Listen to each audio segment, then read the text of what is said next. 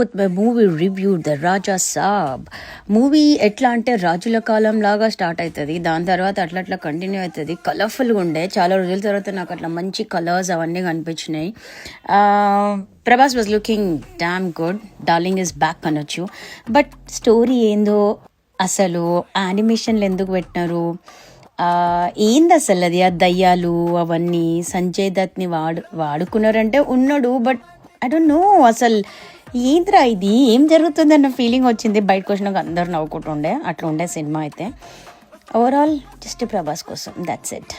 And దీనికి మళ్ళీ sequel కూడా ఉందంట, ఇంకేముందో మూవీలా చూడాలి, అసలు చూద్దాం, let's wait and watch. But still థియేటర్లు కాకుండా ఇంట్లో చూడాల్సిన మూవీ, థియేటర్కి వెళ్తే డబుల్ వేస్ట్ ఉన్న రేట్స్కి. సో చలో దెన్, ఎంజాయ్, బాయ్.